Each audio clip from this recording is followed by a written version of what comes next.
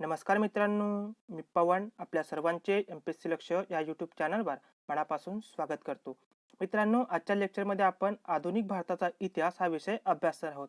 आपल्याला माहिती आहे की आयोगाने आपल्याला आधुनिक भारताचा इतिहासासंदर्भात जो काही अभ्यासक्रम दिलेला आहे, त्याच्यामध्ये त्यांनी इन ब्रॅकेटमध्ये विशेषतः महाराष्ट्राच्या संदर्भासह त्यांनी तिथे हेडिंग दिलेलं आहे. तर जेव्हा आपण आधुनिक भारताचा इतिहास हा जेव्हा आपण अभ्यास करतो, तेव्हा आपण तो साधारणतः 1757 ची जी काही प्लासीची लढाई झाली तेव्हापासून तर भारताला स्वातंत्र्य मिळण्यापर्यंतचा हा जो काही कालखंड आहे, या कालखंडादरम्यान ज्या काही घडामोडी घडलेल्या आहेत, त्या सर्वांचा अभ्यास आपण आधुनिक भारताचा इतिहासाअंतर्गत तो करत असतो. तर आता आता आपल्याला माहिती आहे, की जे काही 5 एप्रिल रोजी जी आपली एक्झाम होणार होती आणि ती पुढे या कोरोना व्हायरसच्या अनुषंगाने ती 26 तारखेपर्यंत ती एक्सटेंड करण्यात आलेली होती आणि पुढे आणखी ती अनिश्चित कालखंडासाठी ती एक्सटेंड करण्यात आलेली आहे. आता आपल्या पुढे जो काही कालखंड जो काही आपल्याला वेळ मिळालेला आहे, त्या वेळेमध्ये आपल्याला त्या वेळेचा सदुपयोग आपल्याला करायचा आहे. त्याच अनुषंगाने आपण त्याची एक आधुनिक भारताचा इतिहासासोबतच इतर विषयांची आपल्याला क्विक रिव्हिजन इथे करायची आहे. तर त्या अनुषंगाने आपण ही जी-एस सीरीज आता इथे आपण सुरू केलेली आहे. तर या आधुनिक भारताच्या इतिहासाअंतर्गत आपण पूर्णतः म्हणजे स्टार्ट पासून ते एंड पर्यंत असं पूर्णतः काही इतिहास इतिहास आपण शिकत बसणार नाही आहोत. कारण की याच्यामध्ये आपण जे काही आधुनिक भारताच्या इतिहासातील जे काही महत्त्वाच्या टप्पे आहेत, जे महत्त्वाच्या घडामोडी आहेत, ज्यावर आयोग वारंवार प्रश्न विचारताना आपल्याला दिसते, ते सर्व घटक आपण स्टेप बाय स्टेप इथे आपण एक क्विक रिव्हिजनच्या अंतर्गत ते आपण कव्हर करत आहोत. आता याच्यामध्ये आपण कोणते टप्पे आपण अभ्यासणार आहोत, त्याची एक आपण पार्श्वभूमी जर बघितली, त्याच्यामध्ये आपल्याला म्हणता येईल की जे काही 1757 ची जी काही प्लासीची लढाई झाली, त्याच्यानंतर बक्साची लढाई झाली, त्याच्यानंतर जे काही विविध युद्ध झाले, ज्यामध्ये बंगालसोबत झालं, मराठ्यासोबत झालं, मग फ्रेंचांसोबत झालं, जे काही ब्रिटिशांनी जे काही युद्ध लढलेली आहेत, म्हैसूरसोबत झालं असेल किंवा मद्राससोबत झाले असेल, जे काही महत्त्वाची जे काही युद्ध आहेत ती आपल्याला अभ्यासायची आहेत. सोबतच जे काही म्हणजे मग इंडियन नॅशनल काँग्रेस असो, त्या अनुषंगाने त्याच्या संबंधित ज्या काही इतर घडामोडी असतील, त्याच्यानंतर जहाल कालखंड असेल, मवाळ कालखंड असेल, गांधीयुग असेल, त्याच्यानंतर भारत स्वतंत्र होईपर्यंत सर्व महत्त्वाचे टप्पे आपल्याला इथे अभ्यासायचे आहेत. आणि सोबतच ब्रिटिशांनी ज्या प्रमाणामध्ये राजकीय सुधारणा केल्या, धार्मिक सुधारणा केल्या, ज्यामध्ये आणखी आपल्याला म्हणता येईल की ज्या काही सामाजिक सुधारणा केल्या, ज्या काही शैक्षणिक सुधारणा केल्या, त्यानंतर आपल्याला म्हणता येईल की जे वृत्तपत्र, व्यापारी जे आहे आणि सोबतच जे काही भारतीयांचं जे काही पाश्चिमात्यकरण झालेलं होतं, त्या सर्वांचा अभ्यास आपल्याला आधुनिक भारताच्या इतिहासाअंतर्गत करायचा आहे. आणि सोबतच ज्या काही इतर महत्त्वाच्या चळवळी असतील, त्याच्यामध्ये राजकीय चळवळी असतील, सामाजिक चळवळी असतील, त्याच्यानंतर धार्मिक चळवळी असतील, त्याच्यामध्ये नंतर ज्या काही क्रांतिकारी चळवळी असतील, या सर्व चळवळींचा अभ्यास आपल्याला करायचा आहे. ठीक आहे. तर या सर्व महत्त्वाच्या टप्प्यांचा आपल्याला स्टेप बाय स्टेप अभ्यास करायचा आहे. तर आता तुमच्या स्क्रीनवर जो काही महत्त्वाचा टॉपिक दिसतो, त्याच्यामध्ये तुमच्या स्क्रीनवर आहे की 1857 चा उठाव. आता 1857 चा उठाव हे तुमच्या स्क्रीनवर हेडिंग आहे, तर साहजिक आहे की त्याचा आपण आजच्या लेक्चरमध्ये आपण पूर्ण डिटेलमध्ये त्याच्यावर आपण अभ्यास करणार आहोत. ठीक आहे. तर ज्याचा फायदा आम्हाला अपेक्षित आहे की याचा फायदा तुम्हाला आगामी होणारी जे काही एम-पी-एस-सी एक्झाम आहे किंवा जे कंबाईन एक्झाम आहे, याच अनुषंगाने यासारख्या ज्या काही इतर एक्झाम्स असतील, त्याच्यासाठी तुम्हाला त्या नक्कीच फायदेशीर ठरेल. तर तुम्ही या चॅनलवर नवीन असाल, तर या चॅनलला तुम्ही सबस्क्राईब करा, शेअर करा, तुमच्या इतर मित्रांपर्यंत ते पोहोचवण्याचा प्रयत्न करा. तर नमस्कार अभ्यासक मित्र-मैत्रिणींनो, व्हिडिओमधले 2 मिनिटं तुमचे मी घेतोय. ती जी मला माहिती द्यायची आहे आपल्या चॅनलबद्दल आणि आपल्या चॅनलचे असोसिएट पार्टनर असलेल्या अनअकॅडमी बद्दल. आपल्या चॅनलवरती सुमित तट्टे आणि डॉक्टर प्रीती राऊत मॅडम हे सुद्धा अनअकॅडमी सोबत जोडलेलं आहे आणि आपलं चॅनल जे आहे ते असोसिएट पार्टनर आहे अनअकॅडमीचे. अनअकॅडमी जो की भारतातील एक सर्वात मोठा एज्युकेशन प्लॅटफॉर्म आहे आणि या प्लॅटफॉर्मवरती सुद्धा जे आहे तुम्ही एम-पी-एस-सीच्या परीक्षांची तयारी जी आहे ती करू शकता. ती आमच्या मदतीने करू शकता. आणि जर आपल्या चॅनलचे जे विद्यार्थी आहे, आपल्या चॅनलच्या विद्यार्थ्यांसाठी एक स्पेशल कोड आहे. हा कोड जर तुम्ही वापरलात प्रीती लाईव्ह, तर अनअकॅडमीचं जे सबस्क्रिप्शन आहे, या सबस्क्रिप्शनमध्ये तुम्हाला 10% सवलत जी मिळू शकते. त्याबद्दलची लिंक आणि त्याबद्दलचे डिटेल्स जे आहेत ते तुम्हाला व्हिडिओच्या डिस्क्रिप्शन बॉक्समध्ये जे आहे ते खाली मिळणार आहेत. अनअकॅडमीवरती राज्यसेवाच्या परीक्षांसंदर्भात वेगवेगळ्या बॅचेसच्या माध्यमातून मार्गदर्शन जे आहे ते केलं जातं. जसं की यशाची किल्ली यामध्ये सुद्धा जे आहेत अनअकॅडमीवरचे जे टॉप एज्युकेटर्स आहेत ते तुम्हाला मार्गदर्शन करतात. डॉक्टर प्रीती राऊत मॅडम या स्वतः मार्गदर्शन करतायत तुमच्यासाठी. सायन्स आणि इतिहास हे विषय मॅडम कव्हर करतायत. मी इथे करंट अफेअर्स आणि एन्व्हायरमेंटल सायन्स कव्हर करतोय. तसंच 1 इयरच्या ज्या बॅचेस आहेत, जे विद्यार्थी 2021च्या परीक्षांची तयारी करू इच्छितात, अशा विद्यार्थ्यांसाठी कंबाईनसाठी कॉम्प्रिहेन्सिव्ह आणि ज्याच्यामध्ये प्री आणि मेन्सची तयारी तुमची करून घेतली जाणार आहे. अशा प्रकारची बॅच जी आहे ती चालू झाली आहे आणि अनअकॅडमीचे जे टॉप एज्युकेटर्स आहेत, हे सगळे एज्युकेटर्स या बॅचचा हिस्सा आहे. जेणेकरून तुम्हाला एक उत्तम मार्गदर्शन जे आहे याच्या माध्यमातून केलं जाईल. प्रीती मॅडम सुद्धा या बॅचचा हिस्सा आहे. मॅडम तिथे हिस्ट्री कव्हर करतायत. तसंच दुसरी जी बॅच आहे, या बॅचमध्ये तुमचं जी राज्यसेवेच्या संदर्भात ज्या बॅचेस आहेत, या बॅचेसमध्ये सुद्धा जे आहे संपूर्ण तयारी जी आहे ती तुम्ही योग्य पद्धतीने करू शकता. राज्यसेवा, ग्रुप बी या सर्व परीक्षांची तयारी तुम्हाला याच्या माध्यमातून करता येईल. तुम्हाला जर ऍडमिशन घ्यायची असेल तर 10% डिस्काउंट मिळण्यासाठी प्रीती लाईव्ह हा जो रेफरल कोड आहे हा तुम्ही वापरा आणि 10% सवलत जी आहे याच्या माध्यमातून मिळू शकता. जी फी 1400 रुपये आहे ती तुम्हाला 1260 आणि जर तुम्ही 1 वर्ष किंवा 2 वर्षाचं 12 महिने किंवा 24 महिन्याचं सबस्क्रिप्शन घेताय, त्यामध्ये 75% पर्यंतचं सवलत जी आहे ती तुम्हाला मिळते आणि आपला जर रेफरल कोड वापरला तर 10% एक्स्ट्रा सवलत तुम्हाला मिळते. जर तुम्हाला काही अडचण असेल तर खाली व्हिडिओच्या डिस्क्रिप्शन बॉक्समध्ये टेलिफोन क्रमांक दिलेला आहे. तो तुम्ही वापरू शकता आणि टेलिग्राम चॅनलला सुद्धा जे ते जाऊ शकता. तर ते फ्री कोर्सेस प्लस कोर्सेस सगळ्यांसाठी तुम्ही जॉइन करू शकता. जर काही अडचण असल्यास आम्हाला अवश्य भेट द्या. धन्यवाद. आणि आता आपला अभ्यास जो आहे तो आपण कंटिन्यू ठेवूयात. आता आपण पुढे जाऊया. पुढे तुमच्या लेक्चरला सुरुवात करूयात. ठीक आहे. तर आता 1857च्या उठावाबद्दल नेमका कशाचा अभ्यास करायचा आहे, असा जर प्रश्न तुमच्या डोक्यात आला असेल, तर तुम्ही म्हणजे योग्य पद्धतीने अभ्यास करताय असं म्हणण्यास कारण म्हणजे हरकत नाही. ठीक आहे. तर आपण जेव्हा कुठल्याही घटकाचा किंवा कुठल्याही गोष्टीचा जेव्हा आपण अभ्यास करतो, जेव्हा एखादी कुठली गोष्ट घडते, त्याच्यामागे नक्कीच कुठलं ना कुठलं कारण असते, म्हणून ती गोष्ट घडत असते. म्हणून हा उठाव का झाला, असा प्रत्येकाने प्रत्येक गोष्टीमागे जर वाय प्रश्न विचारला, तर त्याचं आपल्याला योग्य ते कारण मिळतं आणि त्याचा परिपूर्ण अभ्यास झाल्याची सुद्धा आपल्याला एक भावना उत्पन्न होते. म्हणून आजच्या लेक्चरमध्ये आपण कशा-कशाचा अभ्यास करणार आहोत, तर ते आपण थोडक्यात बघून घेऊया. तर 1857चा उठाव हा का झाला, म्हणजे त्याच्या मागील कारणं कोणती होती, त्याच्यानंतर हा उठाव कशा पद्धतीने झाला, म्हणजे त्याचं स्वरूप कसं होतं, त्याचं वर्णन कसं होतं, ठीक आहे. आणि ह्या सर्वांमध्ये जे काही महाराष्ट्राची भूमिका होती, ती कशा पद्धतीची होती, ती सुद्धा आपण थोडक्यात येथे अभ्यासणार आहोत. ठीक आहे. आणि हे सर्व झाल्यानंतर ह्या उठावाने ब्रिटिशांना काय मिळालं, भारतीयांना काय मिळालं, म्हणजे याचे परिणाम काय झाले, हे सुद्धा आपल्याला अभ्यासावे लागतील. आणि हा उठाव यशस्वी झाला की अयशस्वी झाला, याचं सुद्धा मूल्यमापन आपल्याला या आजच्या लेक्चरमध्ये करायचं आहे. तर या सर्व प्रश्नांची उत्तरे आपण आता स्टेप बाय स्टेप बघूया. ठीक आहे. तर आता आपण पुढे जाऊया. 1857च्या उठावाची कारणे. आता आपण जेव्हा कारणे जाणून घेणार आहोत, तर त्याचं साहजिक आहे की आपण जो पहिला प्रश्न विचारला होता का वाय, या वायचं कारण तुम्हाला म्हणजे वायचं या उत्तर तुम्हाला मिळून जाईल आणि त्या अनुषंगाने आपण आता 1857च्या उठावाची कारणे हे स्टेप बाय स्टेप बघणार आहोत. तर आता याच्यामध्ये जे काही आपण उठावाची कारणं ही घेतलेली आहेत, त्याच्यामध्ये आपण जवळपास त्याचे 6 विभाग हे केलेले आहेत. ज्याच्यामध्ये राजकीय कारण, आर्थिक कारण, सामाजिक कारण, धार्मिक कारण, लष्करी कारण, तात्कालिक कारण, या सर्व कारणांची आपण एक स्टेप बाय स्टेप आता उजळणी करणार आहोत. त्याच्यामधील सर्वात महत्त्वाचं कारण म्हणजे राजकीय कारण. आता लक्षात घ्या की जेव्हा आपण 1857च्या उठावाचं जेव्हा राजकीय कारण हे जाणून घेतो, तेव्हा आपल्याला ब्रिटिशांच्या 3 पॉलिसीज ह्या लक्षात घ्यावं लागते. कारण की ह्या 3 ज्या त्यांच्या पॉलिसी त्याचा सर्वात महत्त्वाचा ह्या कारण त्याच्यामागे म्हणता येईल. त्याच्यामध्ये ब्रिटिशांचं जे विस्तारवादी धोरण होतं, जे विस्तारवादी विस्तारवादी धोरण होतं ते, आणि त्यानंतर जे काही लॉर्ड डलहौसीचं जे खालसा धोरण आणि लॉर्ड वेलस्लीचं जे काही तैनाती फौजेचं धोरण होतं, ते महत्त्वाचं आहे. ठीक आहे. खालसा धोरण. ठीक आहे. आता हे आपण स्टेप बाय स्टेप अभ्यासूया. आता विस्तारवादी धोरणामध्ये कशाचा समावेश होतो, तर लक्षात घ्या. आपल्याला माहित आहे की जेव्हा ईस्ट इंडिया कंपनी भारतामध्ये आली, तेव्हा ईस्ट इंडिया कंपनीचा मुख्य उद्देश काय होता, की फक्त व्यापार करणे आणि पैसा कमवणे, नफा कमवणे आणि आपल्या देशात परत जाणे. हा एवढा तात्पुरता सुरुवातीचा त्यांचा उद्देश होता. त्यानंतर जेव्हा 1857 जेव्हा 1757 जेव्हा प्लासीची लढाई झाली, तेव्हा त्यांचा जो काही राजकीय पाया होता, हा थोडक्यात मजबूत झालेला होता. ठीक आहे. त्यानंतर बक्साच्या लढाईमुळे त्यांचा जो लष्करी पाया होता, तो आणखी मजबूत झालेला होता. त्यांनी त्या पूर्ण कालखंडामध्ये म्हणजे जेव्हा 1600 पासून तर म्हणजे जेव्हा 1612 पासून जेव्हा ब्रिटिशर्स हे भारतामध्ये स्थायिक होण्यास सुरुवात केली, तेव्हापासून त्यांनी 1857 पर्यंत पूर्ण भारतीयांचा जवळपास अभ्यास केलेला होता. त्यांना माहिती होतं की भारतामध्ये आपला साम्राज्य कसं वाढवायचं. त्या अनुषंगाने त्यांनी मग प्लासीची लढाई असो, बक्साची लढाई असो किंवा इतर संस्थानिक किंवा राजांसोबतची केलेली युद्ध असो, त्या सर्वांमध्ये त्यांनी विजय हा मिळवलेला होता आणि त्या अनुषंगाने त्यांचं जे काही साम्राज्य विस्तार हा त्यांनी वाढवण्यास सुरुवात केलेली होती. तर मग नंतर त्यांनी हा समजा जर भारत जर आपण पकडला, तर नंतर त्यांनी पूर्ण बंगाल हा त्यांनी आपल्या अंतर्गत आणण्याचा प्रयत्न केला. त्यानंतर पूर्ण मराठेशाही किंवा मद्रासचं जे काही युद्ध आहे, म्हणजे मद्रासचं जे काही साम्राज्य आहे, त्यानंतर जे कर्नाटक झालं, तिकडे पंजाब झालं, तिकडे नंतर जे काही मिडल ईस्ट जो आपला मिडल ईस्ट जो इंडिया आहे तो झालं. या सर्वांवर एकअंमली ह्या ब्रिटिशांनी आपला विजय हा मिळवलेला होता.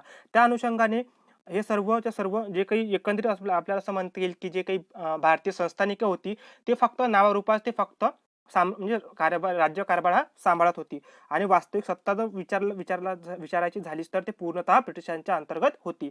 ठीक आहे. हे सुद्धा एक विस्तारवादी त्यांचं धोरण हे 1857च्या उठावामागील कारण होतं. त्यानंतर जे काही तैनाती फौज. आता तैनाती फौज आपल्याला माहिती आहे, की जे लॉर्ड डलहौसीने जे काही तैनाती फौज जी सुरू केली होती, हे सुद्धा या उठावामागील एक कारण मानलं जातं. आता या तैनाती फौजेच्या अंतर्गत काय झालं, की बघा जेव्हा ह्या तैनाती फौजेचे जे काही धोरण होतं, ते काय होतं, की जे काही भारतीय संस्थानिक आहे, त्या भारतीय संस्थानिकांना अंतर्गत तसेच बहिर्गत हा त्यांची सुरक्षा करण्याची जबाबदारी पूर्णतः ह्या तैनाती फौजेवर होती. तर हे तैनाती फौज पूर्णतः ज्या तैनाती फौजेवर तर पूर्ण जे काही कंट्रोल होते पूर्ण ब्रिटिशांचं होतं. ठीक आहे. यामुळे काय झालं, की जे काही संस्थानिक झाले हे पूर्णतः ब्रिटिशांवर डिपेंडंट झालेले होते. त्याच्यामुळे त्याचा फायदा हा ब्रिटिशांनी घेतला आणि पूर्ण नंतर असं म्हणता येईल, की कुंपणानेच शेत खाल्ल्यासारखी ही गोष्ट ह्या तैनाती फौजेनं केलेली होती. त्यानंतर तिसरं महत्त्वाचं कारण आहे, की जे राजकीय कारण आहे त्याला म्हणतात, की खालसा धोरण. जे लॉर्ड डलहौसीचं जे काही खालसा धोरण होतं, या खालसा धोरणाअंतर्गत काय झालं, की जे काही संस्थानिक होते त्यांनी जे काही दत्तक पुत्र घेऊन जे राज्याचा कारभार जे राज्यकारभार सांभाळायला सुरुवात केली होती, ते त्यांनी नंतर नाकारण्यास सुरुवात केलेली होती. म्हणून या अनुषंगाने त्यांनी ते पूर्ण संस्थानिक ज्याच्यामध्ये त्यांनी दत्तक वारसा पूर्ण नामंजूर केलेला होता आणि त्या अनुषंगाने त्यांनी ते पूर्णतः ते एका संस्थानिक होती, ते पूर्ण त्यांनी आपल्या म्हणजे ब्रिटिशांनी आपल्या अंतर्गत आणलेली होती.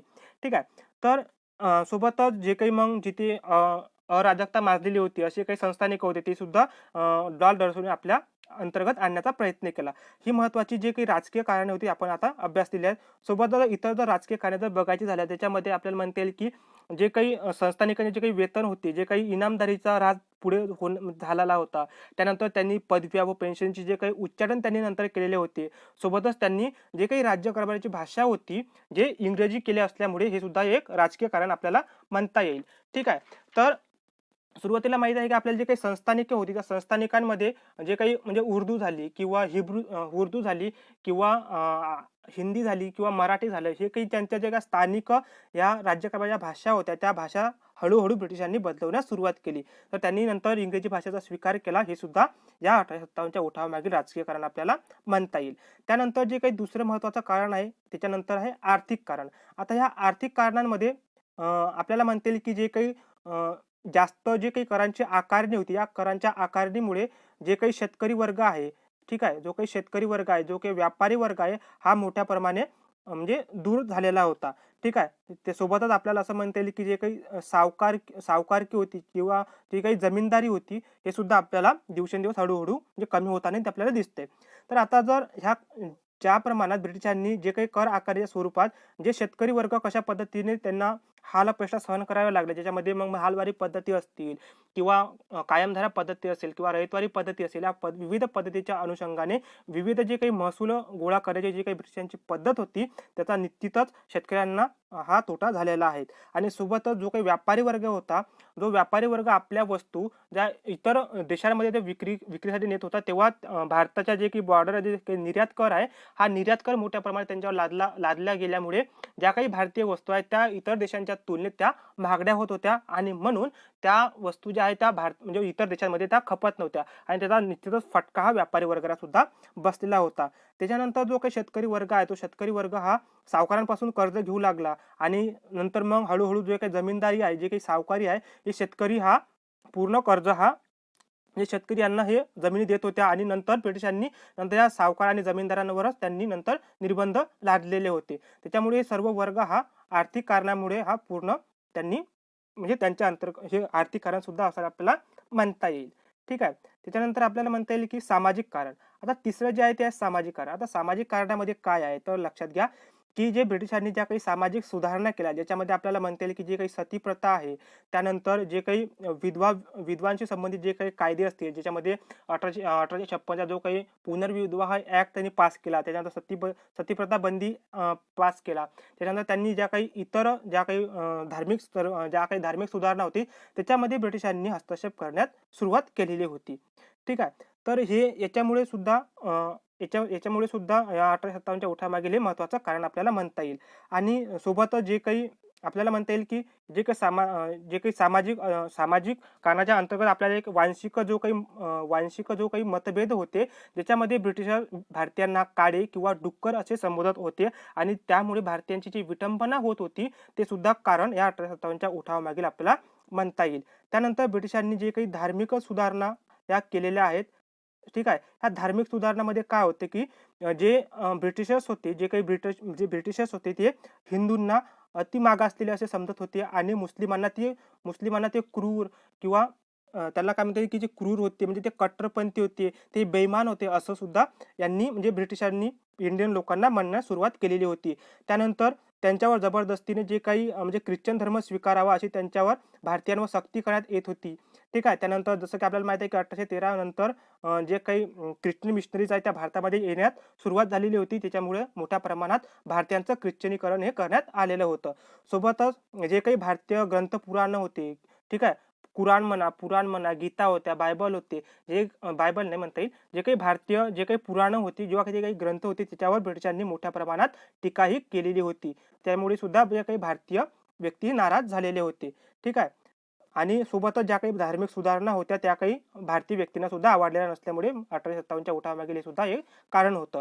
आणि नंतर होते की लष्करी कारण. आता लष्करी कारणामध्ये आपल्याला असं म्हणता येईल, की जे काही शिपाई होते यांना लष्करामध्ये जे काही मिळणारी जी की वागणूक होती ती अतिशय तुच्छ दर्जाची त्यांना देण्यात आलेली होती.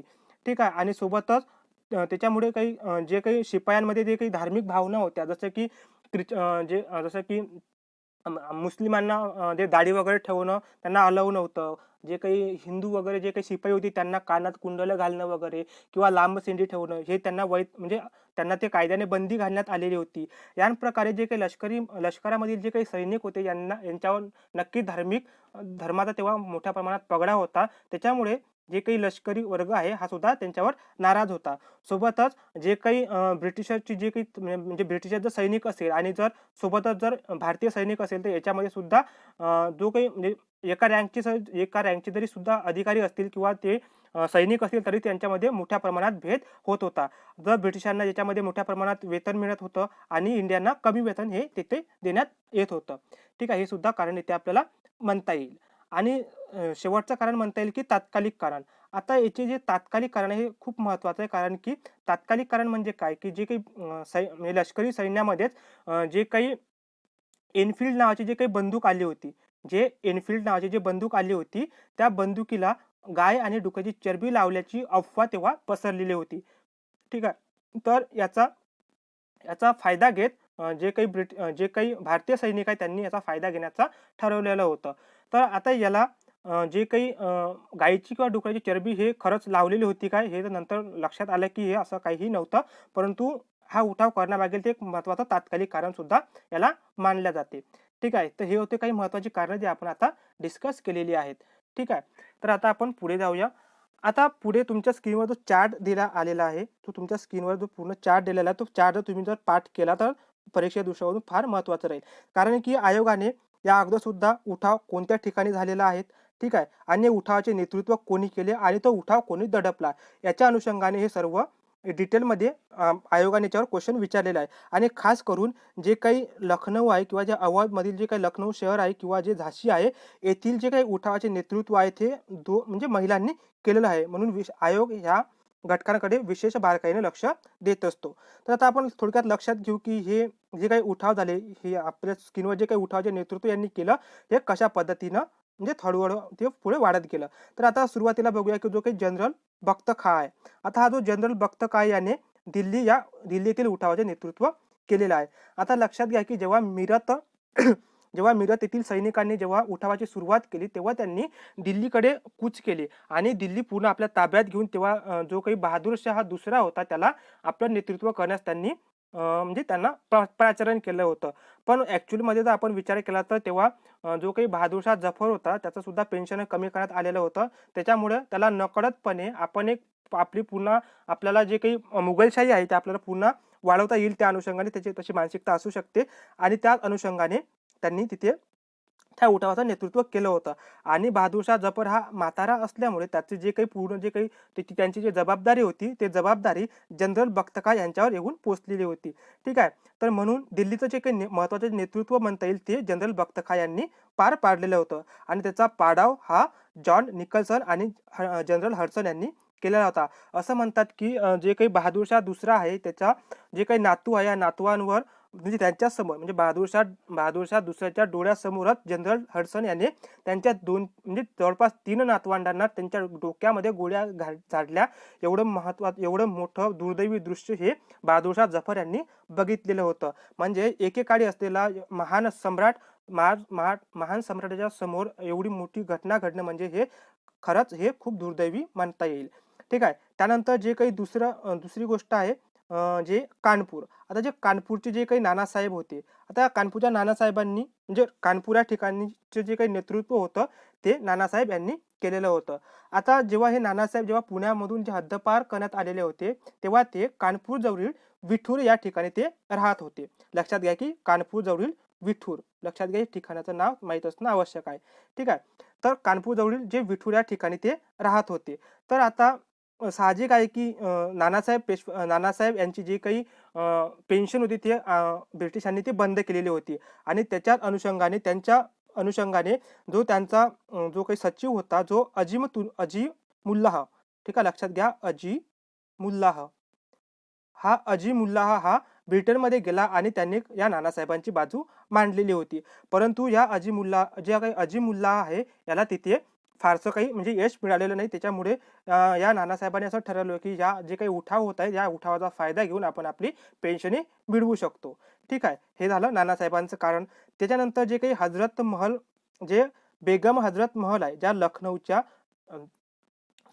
जे काही लखनौ आहे या लखनौ ठिकाणाचं जे काही नेतृत्व आहे ते बेगम हजरत महल यांनी केलेलं होतं. आता लक्षात घ्या की इथे मी 2 स्टार केलेलं आहे. ह्या स्टार यासाठी केल्या की तिथे त्यांनी म्हणजे महिलांनी तिथे नेतृत्व केलं होतं आणि आयोगाने या 2 घटकांवर वारंवार प्रश्न विचारलेली आहेत. ठीक आहे. आता ह्या लखनौ हा जो पार्ट आहे तेव्हा जो अवध जे साम्राज्य होतं. ठीक आहे. जे अवध साम्राज्याच्या अंतर्गत हे लखनौ हा पार्ट येत होता. त्यातील जे नेतृत्व होतं ते बेगम हजरत महल यांनी केलेलं होतं. ठीक आहे. तर आता या बेगम हजरत महल यांनी काय केलं की यांची जे काही म्हणजे यांचं जे काही लखनौचे जे काही अवधचं जे काही साम्राज्य होतं ते ब्रिटिशांच्या अंतर्गत होतं. आणि नंतर त्यांनी बिरजीस कादिर यांचं मुलाचं नाव आहे बिरजीस कादिर यांच्या नावाअंतर्गत त्यांनी तेथील साम्राज्य बघण्यास सुरुवात केलेली होती. ठीक आहे. सोबतच त्यांनी मग तेथील जे काही हिंदू मुसलमान होते यांना त्यांनी समसमान प्रमाणात त्यांनी जे काही प्रशासनाच्या जबाबदाऱ्या त्यांनी त्या वाटून दिलेल्या होत्या. ठीक आहे. त्याच्यामुळं हिंदू आणि मुस्लिम ह्या जे ऐक्यांचा मोठ्या प्रमाणात फायदा हा बेगम हजरत महल यांना झालेला होता. आणि या उठावाचं जे नेतृत्व या उठावाचा जो पाळाव आहे तो हॅवलॉक, नील आणि ऑट्रम यांनी केलेला होता. तर हे जे काही कानपूरचं जे काही बंड आहे ते जे ह्यू व्हीलर आणि कॉलिन कॅम्पेबेल यांनी ते म्हणजे दडपून टाकलेलं होतं. आता लक्षात घ्या की इथे जे कानपूरचा क आणि कॅम्पेबलचा क असं सुद्धा तुम्ही लक्षात ठेवू शकता. ठीक आहे.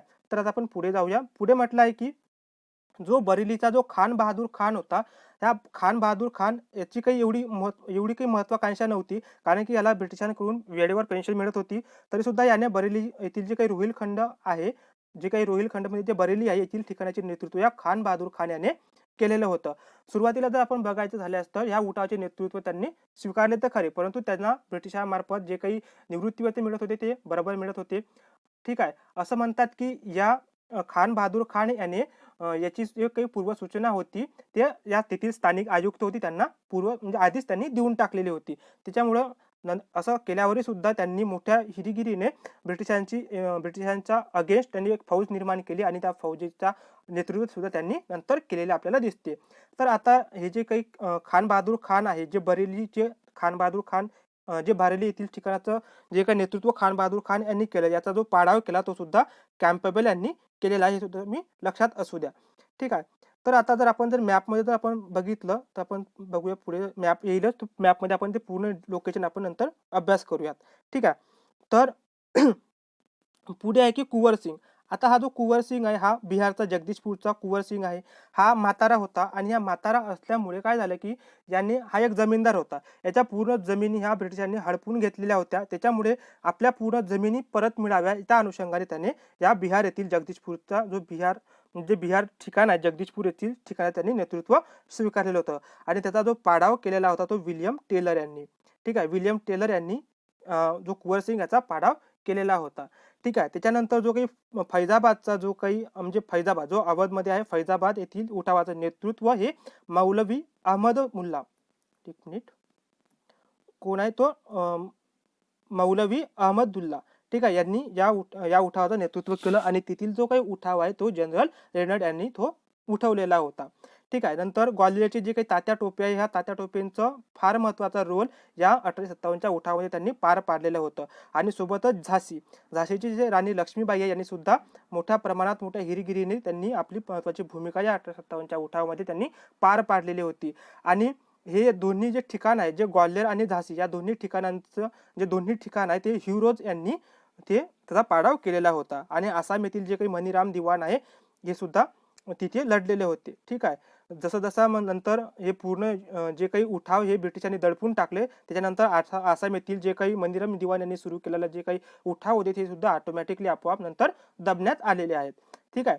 तर हे काही महत्त्वाची जे काही तुमच्या स्क्रीनवर हा चार्ट जर तुमच्या लक्षात असेल तर तुम्हाला आयोगाने या चार्टच्या आधारावर बऱ्याचदा प्रश्न विचारलेले आहेत, ते सुद्धा जोडा लावा या अंतर्गत. ठीक आहे. तर आता आपण पुढे जाऊया. असं म्हणतात की जेव्हा 17 जून 1858 रोजी झाशीची राणी लढता लढता दारातीर्थी पडली. तिचा पराभव करणारा सेनापती जनरल हिरोज तिला श्रद्धांजली वाहताना म्हणतो, झाशीची राणी म्हणजे सर्व बंडखोरांमधील एकमेव पुरुष होती. लक्षात घ्या की इथे हिरोज आणि झाशीची राणी हे यांचं कॉम्बिनेशन तुम्ही लक्षात घ्या.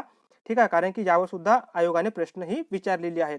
तर आता जर आपल्याला बघायचं झालं की उठावानंतर हे कोण कुठे काय गेले होते, तर लक्षात घ्या तुमचा हा जो स्क्रीनवर जो चार्ट दिलेला आहे, या चार्टमधील हे जे सुरुवातीचे 3 आहेत, जे कानपूर, लखनौ आणि बरेली, हे जे कानपूर, लखनौ आणि बरेली हे जे 3 व्यक्ती आहे, त्याच्यामध्ये नानासाहेब, बेगम हजरत महल आणि खान बहादूर खान हे नंतर उठावा संपण्याच्या अगोदर म्हणजे ब्रिटिशांच्या तावडीत न सापडता ते नंतर नेपाळ येथे पळून गेले होते. लक्षात घ्या, नेपाळ येथे पळून गेले होते. कारण की यावर सुद्धा आयोगाने प्रश्न विचारलेला आहेत की जसं 1857च्या उठावादरम्यान जेव्हा नानासाहेब पेशवे हे खालीलपैकी कोणत्या ठिकाणी ते पळून गेले होते, यासारखे प्रश्न सुद्धा आयोगाने अगोदर विचारलेले आहेत. तर ते कुठे पळून गेले होते? नेपाळ येथे पळून गेलेले होते. ठीक आहे.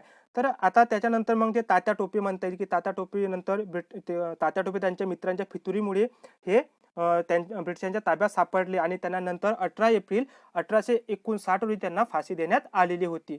सोबतच जे काही बख्त खान होते, जे काही दिल्लीचे बख्त खान होते, ते लढता लढता सुद्धा शहीद झालेले होते. ठीक आहे. त्याच्यानंतर मग मौलवी अहमदुल्ला सुद्धा मग ते धोक्याने मारले गेलेले होते. त्याच्यानंतर बहादूरशाह जफर याला म्हणजे कैदी बनवून त्यांना नंतर रंगून येथे पाठवण्यात आले होते. लक्षात घ्या की हे जे काही बहादूरशाह जफर म्हणजे जो काही बहादूरशाह दुसरा होता, त्याला नंतर कैदी बनवून त्याला रंगून येथे पाठवण्यात आले होते. लक्षात घ्या, हे नाव तुम्ही लक्षात असू द्या. जो काही बहादूरशाह जफर होता किंवा तो बहादूरशाह दुसरा होता, त्याला रंगून येथे पाठवण्यात आलेले होते. नंतर तेथे जे काही 7 नोव्हेंबर 1862 मध्ये त्याचा नंतर मृत्यू हा झालेला होता. ठीक आहे. हे महत्त्वाची माहिती आपण इथे बघितलेली आहे. ठीक आहे. तर आता हे जे काही उठावाचं स्वरूप आहे, आता उठाव कशा पद्धतीने झाला हे जर आपल्याला बघायचं झाल्यास तर आपल्याला आता पुढे जाण्याचं आपल्याला पुढे जावं लागेल. हे समजून घेण्यासाठी आपल्याला आता पुढे जावं लागेल. तर या 1857च्या उठावाचे जे काही स्वरूप आहे, जेव्हा जे काही वर्णन आहे ते कशा प्रकारे आपल्याला ते 4 विभागामध्ये ते आपल्याला अभ्यासायचे आहे. ज्याच्यामध्ये पहिला आहे शिपायांची बंड, दुसरा आहे स्वातंत्र्य युद्ध आणि तिसरा आहे वांशिक संघर्ष आणि तिसरा आहे संमिश्र कारण किंवा त्याला आपण जाती म्हणू शकतो किंवा कारण म्हणू शकतो. ठीक आहे. या सर्वांचा अभ्यास आपल्याला इथे करायचा आहे. ठीक आहे. तर आता तुमच्या स्क्रीनवर हा जो चार्ट दिसतो, त्या चार्टच्या अनुषंगाने आपल्याला ह्या उठावाचं स्वरूप करण्यास मदत होईल. कारण की जे काही शिपायांचं बंड आहे, या शिपायांच्या बंड असं कोणी म्हटलं होतं, त्या अनुषंगाने इथे जवळपास 5 व्यक्तींची नावं दिलेली आहेत. त्यानंतर याच्यानंतर जे काही स्वातंत्र्य युद्धाच्या अंतर्गत आपल्याला 5 व्यक्तींची नावं दिलेली आहेत. वांशिक संघर्षाच्या अंतर्गत आपल्याला 4 व्यक्तींची नावं दिलेली आहेत. त्याच्यानंतर संमिश्र जाती किंवा संमिश्र कारण सांगताना आपल्याला 2 व्यक्तींची नावं दिलेली आहेत. ठीक आहे. तर आता लक्षात घ्या की उठावाचं स्वरूप हे कसं होतं, हे आपण आता थोडक्यात स्टेप बाय स्टेप बघणार आहोत. तर समोर एक मिनिट, मला समोरची स्लाइड बघू द्या. ठीक आहे. आता लक्षात घ्या की जे काही शिपायांचं बंड होतं. आता शिपायांचं बंड हे कोणी हे 1857च्या उठावाला शिपायांचं बंड कोणी म्हटलं असं प्रश्न सुद्धा आयोगाने विचारलेले आहेत. त्याच्यामध्ये नरफाटक असतील, सर जॉन लॉरेन्स असेल, कॅम्पबेल असेल किंवा पी.ई. रॉबर्टसन असेल किंवा किशोरचंद असेल. आता तुमच्या स्क्रीनवर हे जे काही मी चार्ट घेतलेलं आहे हे म्हणजे पाठांतराचा भाग आहे. हे पाठ केल्यापासून तुम्हाला गत्यंतर नाही. आता जे काही महत्त्वाचे आहे, जे काही आपल्या स्टोरी वाईज जे लक्षात ठेवता ते आपण लक्षात ठेवूयाच. परंतु जो काही पाठांतराचा भाग आहे तो सुद्धा आपल्याला पाठ करावा लागणारच आहे. ठीक आहे. तर आता जे काही शिपायांचं बंड आहे, आता शिपायांच्या बंडामध्ये आपल्याला जवळपास 2 व्यक्तीची जर नावं माहीत असतील तरी आपल्याला म्हणजे प्रश्न आपल्याला सोडवता येऊ शकते. ज्याच्यामध्ये एक नरफाटक यांनी 1857च्या उठावाला शिपायांचे बंड सुद्धा असं म्हटलेलं होतं. त्याच्यानंतर अशाच प्रकारचं जे काही कारण आहे ते सर जॉन लॉरेन्स सुद्धा यांनी सुद्धा असं म्हटलेलं होतं. ठीक आहे. तर सर जॉन लॉरेन्स यांनी काय म्हटलं, यांनी काय काय म्हटलं ते आपण थोडक्यात जर बघितलं तर नरफाटक आहे यांनी शिपायांची भाऊगर्दी, ठीक आहे, शिपायांची भाऊगर्दी असं यांनी म्हणजे नरफाटक यांनी म्हटलं आहे. ठीक आहे. त्यानंतर जे काही सर जॉन लॉरेन्स आहे यांनी काय म्हटलं होतं तर यांनी म्हटलंय शिपायांचे बंड. ठीक आहे. जे काही सर जॉन लॉरेन्स आहे यांनी हे शिपायांचे बंड असं म्हटलेलं होतं. त्यानंतर कॅम्पबेल सुद्धा यांनी अशाच प्रकारची त्यांनी भूमिका पार पाडली. त्यांनी म्हटलंय की जे काही बंगालमधील जे आर्मी आहे त्यातील जे काही हिंदू शिपायांचे बंड अनेक कामगारांनी संप करावा तसा हा लष्करी संपाचा जे एक प्रकार असल्याचं सुद्धा या कॅम्पबेल यांनी हे टीका केलेली आहे किंवा त्यांनी तशी प्रतारणा केलेली आहे. त्याच्यानंतर जे काही रॉबर्टसन सुद्धा यांनी असं म्हटलं होतं की जे काही सैनिक होते त्या स्वार्थी सैनिकांनी केलेला हा एक उठाव होता किंवा बंड होतं असं यांनी म्हटलेलं आहे. आणि किशोर मिश्रांची सुद्धा याच अनुषंगाने अशीच प्रकारची भूमिका इथे होती. ठीक आहे. हे झालं शिपायांचं बंड. आता लक्षात घ्या की शिपायांच्या बंडाच्या अंतर्गत आपल्याला ज्या काही तेथील शिपायांची जे काही 4 बटालियन्स आहेत त्या 4 बटालियन आपल्याला लक्षात ठेवायचे आहे. त्याच्यानंतर पहिली आहे मिरजची छावणी. लक्षात घ्या मिरज छावणी आपण फक्त लक्षात घ्यायचं कारण की याच्यावर प्रश्न आयोगाने विचारलेले नाही परंतु विचारू शकते म्हणून हे खूप महत्त्वाचा पार्ट आहे. ठीक आहे. आता पहिला आहे मिरज छावणी, दुसरा आहे बहरामपूर. ठीक आहे, बहरामपूर छावणी आणि तिसरा आहे त्याला काय म्हणता येईल की एक मिनिट बहरामपूर छावणी. त्याच्यानंतर मला मॅप बघू द्या. त्याच्यानंतर बराकपूरची छावणी. ठीक आहे. त्याच्यानंतर आहे बराकपूर. ठीक आहे. आता लक्षात घ्या की ह्या ज्या तीन ह्या ज्या बटालियन आहे या 3 बटालियनमध्ये आता जे मिरजची छावणी होती या मिरजच्या छावणीने कोणती भूमिका पार पाडली तर या मिरजच्या छावणीने काय केलं की सुरुवातीचं बंड ह्या मिरजच्या छावणीने केलेलं आहे. ज्याच्यामुळे त्यांनी जे काही दिल्लीचं संस्थान आहे किंवा जे दिल्ली आहे पूर्ण आपल्या काबीज ही मिळवलेली होती आणि त्याच्यानंतर बहादूरशाह जफर याला त्याचे नेतृत्व करण्यास त्यांनी प्राचारण केलेलं होतं. ठीक आहे. नंतर जी काही बहरामपूरच्या ज्या काही छावणी आहेत ज्या पायदळ ज्या पलटण आहेत त्या पलटणींनी काय केलं की जे बहरामपूरची जी पलटण होती ज्याच्यामध्ये आपल्याला असं म्हणता येईल की जे 19वी जे पलटण होती त्यांनी ज्या एनफिल्ड नावाच्या बंदुका होत्या त्या एनफिल्ड नावाच्या बंदुका वापरण्यास त्यांनी नकार दिलेला होता. ठीक आहे. आणि बहरामपूरची जी काही 34वी जी रेजिमेंट होती जे काही 34वी जे काही रेजिमेंट होती त्याच्यामध्ये जे मंगल पांडे आपल्या सर्वांना परिचित आहे की मंगल पांडे या मंगल पांडे आणि तेथील जो काही सार्जंट मेजर आहे तो ब्रिटिश अधिकारी आहे त्याच्यावर त्यांनी गोळ्या झाडलेल्या होत्या. कोणी ज्या बहरामपूरची जे काही 34वी जी पलटण होती त्यांनी. ठीक आहे. त्या 34व्या पलटणीच्या अंतर्गत जे मंगल पांडे होते यांनी सार्जंट मेजरवर गोळ्या घातलेल्या होत्या. ठीक आहे. तर त्यानंतर आणखी एक महत्त्वाची फलटण होती 7 क्रमांकाची. या 7 क्रमांकाच्या फलटणने काय केलं की जे काही ब्रिटिशांचे जे काही त्यांनी आज्ञा देत होते त्या आज्ञांचा त्या अवमान करत होते म्हणजे त्यांनी दिलेल्या आज्ञा त्या पाळत नव्हते. ह्या सर्व ह्या तीनही ह्या ज्या काही रेजिमेंट आहे ह्या नंतर जे ब्रिटिशर्स आहेत त्यांनी पूर्ण त्या म्हणजे नेस्तनाबूत करून टाकलेल्या होत्या. ठीक आहे. म्हणजेच लक्षात घ्या की 19, 7 आणि 34 ह्या 3 रेजिमेंट ह्या बराकपूरच्या संबंधित आहेत. ठीक आहे. आणि नंतर लक्षात घ्या की जे बहरामपूरच्या 3 रेजिमेंट लक्षात ठेवा आणि ह्या बराकपूरची जे काही 47वी रेजिमेंट आहे या 47व्या रेजिमेंटने काय केलं तर जे काही ब्रह्मदेशामध्ये जे काही त्यांचं युद्ध सुरू होतं त्या युद्धाच्या दरम्यान जे काही भारतीय सैनिक होते ते ब्रह्मदेशात पाठवण्यात येणार होती. तर त्या ब्रह्मदेशात जाण्यासाठी या 47 रेजिमेंटने नकार दिलेला होता. म्हणजे कारण की असं पहिल्या सुरुवातीला असं म्हटलं जात होतं की 7 समुद्र आपण जर पार केला तर ते एक धार्मिक तीर्थ म्हणजे धार्मिक कारण त्या मागे होतं. कारण की तो धर्माचा एक अपमान तेव्हाच्या काळात तेव्हा मानला जात होता. म्हणून या कट्टर धर्मीयपंथीयांनी म्हणजे धर्माचे जे कट्टर समर्थक आहेत त्यांनी 47व्या रेजिमेंटमध्ये त्यांचा सहभाग होता आणि त्यांनी ब्रह्मदेशामध्ये जाण्यास त्यांनी नकार दिलेला होता. ह्या 4 रेजिमेंट परीक्षेच्या दृष्टिकोनातून फार महत्त्वाचे आहेत. ठीक आहे. तर आता आपण पुढे जाऊया. आता स्वातंत्र्य युद्ध या 1857च्या उठावाला स्वातंत्र्य युद्ध कोणी म्हटलं, तर याच्यामध्ये अग्रेसर आहेत सावरकर. आता सावरकरांनंतर सोबतच अशोक मेहता, जवाहरलाल नेहरू, जे पीएम डिझरायली, आता हे पीएम नसून हे बीएम डिझरायली आहे. ठीक आहे. त्याच्यानंतर कर्नल मॉल्सन. आता यांनी जेव्हा 1857च्या उठावाला स्वातंत्र्य युद्ध असं म्हटलं, त्याच्यामध्ये अग्रेसर होते सावरकर. आता सावरकरांनी स्वातंत्र्य युद्ध का म्हटलं असावं याची आपल्याला पार्श्वभूमी बघून घ्यायची झाल्यास, की जेव्हा भारताला स्वातंत्र्य मिळण्याची जेव्हा वाटचाल सुरू होती, तेव्हाच्या कालखंडामध्ये सावरकर हे तुरुंगवास भोगत होते आणि भारतीयांचा उत्साह हा वाढवण्याकरिता त्यांनी या 1857च्या उठावाला स्वातंत्र्य युद्ध सुद्धा म्हटलेलं होतं. तर त्याच्यामुळे जे काही सावरकर आहे यांनी सुद्धा 1857चं जे काही स्वातंत्र्य समर हा ग्रंथ लिहिलेला होता आणि त्याच्यामध्ये त्यांनी हे भारताचं पहिलं स्वातंत्र्य युद्ध असं सुद्धा यांनी म्हटलेलं होतं. त्याच्यानंतर जे काही अशोक मेहता आहे, अशोक मेहतांनी एक द ग्रेट रिबेलियन नावाचं पुस्तक लिहिलं आणि त्याच्यामध्ये त्यांनी असं म्हटलं होतं, की जे काही 1857चे हे काही जे बंड आहे हे शिपायांच्या बंडाहून अधिक न्यायी होते किंवा त्यांनी त्याला राष्ट्रीय स्वरूप देण्याचा प्रयत्न केलेला होता. कोणी? अशोक मेहता यांनी. आपल्याला असं तुम्ही जर स्टेप बाय स्टेप जर लिहित असाल तर तुम्ही असं लिहा, की स्वातंत्र्य युद्ध लिहा, त्याच्यानं मग सावरकर लिहा, सावरकरांसमोर डॅश लिहा आणि त्यांनी 1857चे स्वातंत्र्य समर, त्याच्यामध्ये त्यांनी 1857च्या उठावाला स्वातंत्र्य युद्ध असं म्हटलेलं होतं, असं तुम्ही लिहू शकता. त्यानंतर जे काही अशोक मेहता समोर तुम्ही डॅश लिहा आणि त्यासमोर लिहा, की यांनी कुठलं बुक ग्रंथ लिहिला होता, की त्याचं नाव होतं द ग्रेट रिबेलियन. ठीक आहे. The great rebellion.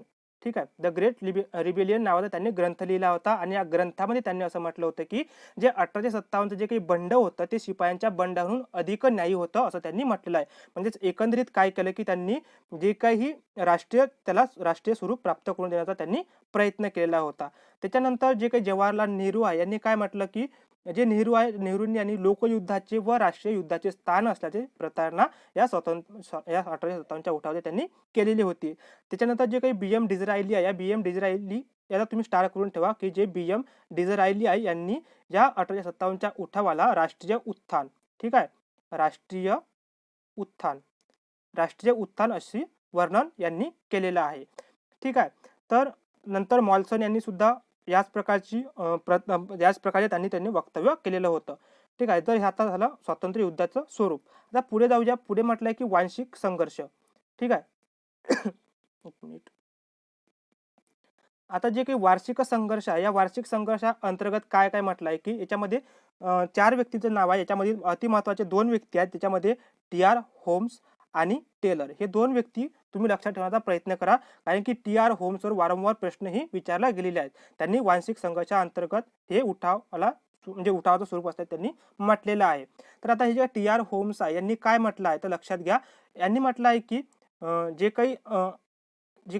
काही संस्कृतपणा आहे, जो संस्कृतपणा आहे म्हणजे संस्कृती लोक वर्सेस रानटी लोक, म्हणजे जे काही संस्कृती लोक वर्सेस रानटी लोक यांच्यामध्ये झालेलं युद्ध अशी प्रतारणा ह्या टी.आर. होम्स यांनी केलेली आहे. ठीक आहे. नंतरच्या स्लाइडमध्ये आपण ते मेन्शन केलेलंच आहे, त्याच्यामुळे फक्त तुम्ही ते लक्षात असू द्या, की कोणी काय म्हटलं. ठीक आहे. त्याच्यानंतर जे काही टेलर आहे, या टेलरनी काय म्हटलं आहे, की जे काही हिंदू व मुस्लिम होती यांनी इंग्रज सत्तेविरुद्ध केलेला हा कट होता असं यांनी येथे म्हटलेलं आहे. कोणी? या मिडले आणि जे काही टेलर आणि मेकार्थी यांनी असं म्हटलेलं, जे काही टेलर आणि मेकार्थी यांनी म्हटलेलं होतं. ठीक आहे. मिडले यांनी नाही. ठीक आहे. त्याच्यानंतर पुढे म्हटलं आहे, की जे काही आता संमिश्र कारण, हे जे 2 व्यक्ती आहेत या 2 व्यक्तींनी संमिश्र कारण दिलेलं आहे, ज्याच्यामध्ये अग्रेसर आहेत आर.सी. मुजुमदार आणि एस.एन. सेन. आता बऱ्याच गोष्टींमध्ये ह्या दोन्ही व्यक्तींमध्ये बरेच मतभेद आहेत, परंतु त्यांची जे काही म्हणजे एकवाक्यता आहे, ती एकवाक्यता म्हणजेच जे काही युद्ध होती, हे युद्ध, या युद्धामागे विविध कारणे होती. हे याच्यामागे जो काही राष्ट्रीय भावना वगैरे नव्हती असं यांचं एकंदरीत म्हणणं आहे. ठीक आहे. तर हा एक महत्त्वाचा मुद्दा यांनी इथे म्हणजे त्यांनी नोंदवलेला आहे. यांचं असं म्हणणं होतं, की जे काही आर.सी. मुजुमदार आहेत, हे आर.सी. मुजुमदार काय म्हणतात, यांना म्हटलं आहे, की हे काही स्वातंत्र्य संग्राम वगैरे काही असं काही नव्हता. हे फक्त भिन्न भिन्न ठिकाणी भिन्न भिन्न प्रकारच्या किंवा भिन्न भिन्न जे काही लक्ष डोळ्यासमोर ठेवून केलेले हे उठाव होते असं आर.सी. मुजुमदार यांनी एकंदरीत म्हटलेलं आहे. आणि जे एस.एन. सेन आहे, एस.एन. सेन काय म्हणतात तर हे म्हणतात, की एखाद्या उठावात जेव्हा बरेच लोक सहभागी होतात तेव्हा त्याला एक राष्ट्रीय स्वरूप प्राप्त होते. आणि जर जे काही सैनिक होते, जे काही या उठावामध्ये जे काही व्यक्ती लढलेले आहेत ते कुठल्याही राष्ट्रीय भावना डोळ्यासमोर ठेवून लढलेले नसल्यामुळे याला राष्ट्रीय उठाव म्हणणे हे अपेक्षित नाही. जर यांनी जर राष्ट्रीय भावना जर असा नाव उल्लेख जरी केला असता तरी आपल्याला तसं म्हणता आलं असतं. अशी काहीशी भूमिका ह्या एस एन सेन यांनी पार पाडलेली आहे. ठीक आहे, हे झालं आपलं उठावाचं स्वरूप. ठीक आहे. तर आता लक्षात घ्या की हा मॅप आहे. ह्या मॅपच्या संदर्भात तुम्हाला आपण याला झूम करूया. या मॅपच्या अनुषंगाने तुम्हाला थोडक्यात याची पार्श्वभूमी हे लक्षात येईल. आता लक्षात घ्या की हे आपण सुरुवातीला बघूया की जे काही बंड जे काही सैनिकी बंड होते ते कुठे-कुठे झाले होते. ते लक्षात घ्या. इथे मीरत, त्यानंतर बहरामपूर आणि बराकपूर या 3 ठिकाणी शिपायांनी मोठ्या प्रमाणात बंड केलेले होते. ठीक आहे. आता जवळ इथं बघा दिल्ली जवळ आहे म्हणून ह्या मिरजच्या जी काही शिपायांनी ही दिल्ली काबीज केलेली होती. ठीक आहे. आपल्याला असं विचारू शकते की दिल्ली खालीलपैकी कोणत्या रेजिमेंटने काबीज केली होती, तर ती मिरज छावणीने ते काबीज केलेलं होतं काय, दिल्ली. ठीक आहे. त्याच्यानंतर जे काही बहरामपूर आहे, ह्या बहरामपूरच्या आपण 3 रेजिमेंट बघितले होत्या. त्याच्यामध्ये 7, 19 आणि 34. ठीक आहे. 7, 19 आणि 34 या रेजिमेंट आपण बघितलेल्या आहेत. आता ह्या ठीक आहे. आणि जे बराकपूरची जी काही 47वी रेजिमेंट होती हे सुद्धा आपण बघितलेलं आहे. आता बघा इथं हा आता बंगालच्या जवळपास झोन आहे आणि इथं आपल्याला माहित आहे की इकडे म्यानमार आहे. ठीक आहे. आणि यांना समुद्र ओलांडून जावं लागत असल्यामुळे यांनी इथे जाण्यास नकार दिलेला होता. हे सुद्धा आपल्याला मॅपच्या वाईज लक्षात ठेवता येईल. आणि लक्षात घ्या की इथे आता बघा इथे ग्वाल्हेर आणि झाशी हे जवळ असल्यामुळे जो ह्युरोज होता यांनी हे दोन्ही बंड तिथून दडपलेले होते. आणि जो लखनौ आणि कानपूर येथील जे काही उठाव होते ते कॅम्पेबल याने दडपून काढलेले होते. ठीक आहे. तसेच सोबतच त्यांनी बरेली सुद्धा हे काबीज केलेली होती. ठीक आहे. कोणी, ब्रिटिशांनी. ठीक आहे. या प्रकारचे जे काही युद्ध तेव्हा झालेले होते यांचा हा थोडक्यात मॅप आपण इथे अभ्यासलेला आहे. आता जर ह्या पूर्ण जर मॅपचा आपण जर जेव्हा आपण जर अवलोकन केलं किंवा आपण जर बारकाईने जर निरीक्षण केलं तर हा उठाव जो आहे, जो 1857चा उठाव जो आहे तो या फक्त एवढ्या भागामध्ये तो पसरलेला होता. आणि याच्यामध्ये काही महाराष्ट्रातली काही ठिकाणं होती, त्यानंतर काही मध्य प्रांताच्या जवळपासची काही ठिकाणं होती. जेवढे ठिकाणं वगळता 1857चा उठाव इतर देशामध्ये किंवा इतर ठिकाणी तो पसरलेला नव्हता. ठीक आहे. याच्यामुळं हा उठाव भारतीयांना यशस्वी करता आला नाही असं सुद्धा आपल्याला म्हणता येईल. ठीक आहे. तर आता ह्या सर्वांमध्ये जे काही महाराष्ट्राची जी काही भूमिका होती, या महाराष्ट्राच्या भूमिका आपण थोडक्यात आता आपण बघणार आहोत. ठीक आहे. तर आता याच्यामध्ये जे पहिलं आहे, पहिला जो पार्ट आहे त्याच्यामध्ये आपल्याला म्हणता येईल की जो रंगो बापूजी गुप्ते. आता जो काही पहिलं नाव आहे रंगो बापूजी गुप्ते यांनी काय केलं की जे काही साताऱ्याचे जे काही छत्रपती प्रतापसिंग होते, यांचे जे परत गेलेले राज्य मिळवण्यासाठी ते इंग्लंडला गेले होते. आणि जेव्हा ते इंग्लंडला गेले तेव्हा त्यांचे ज्या काही मागण्या आहेत त्या ब्रिटिशांनी पूर्ण केलेल्या नव्हत्या. आणि जेव्हा ते भारतामध्ये परतले तेव्हा त्यांना असं जाणवलं की 1857च्या उठावादरम्यान हे विविध जे काही बंड होता या बंडाचा आपण फायदा घ्यावा आणि जे साताऱ्याचे छत्रपती प्रतापसिंग आहेत त्यांना त्यांची जे काही गेलेलं राज्य त्यांना परत मिळावं यासाठी त्यांनी प्रयत्न सुरू केलेले होते. परंतु जेव्हा या योजनेची कल्पना जेव्हा सरकारला लागली तेव्हा ब्रिटिशांनी त्यांच्यावर पाळत ठेवण्यास सुरुवात केली आणि त्यांना पकडण्यास सुद्धा सुरुवात केली. आणि याची जेव्हा माहिती या रंगूबापूजी गुप्ते यांना मिळाली तेव्हा ते भूमिगत झालेले होते. ठीक आहे. त्यानंतर आहे कोल्हापूर येथील उठाव. आता लक्षात घ्या की जे रंगूबापूजी गुप्ते आहेत आणि आपण म्हटलं होतं की जे नानासाहेब पेशव्यांच्या अनुषंगाने जे काही अझीमुल्ला खान हे सुद्धा ब्रिटनमध्ये गेलेले होते. आता हे दोन्ही व्यक्ती सोबत गेलेले होते म्हणजे साहजिक आहे यांची भेट ही तेव्हा झालेली असेलच. ठीक आहे.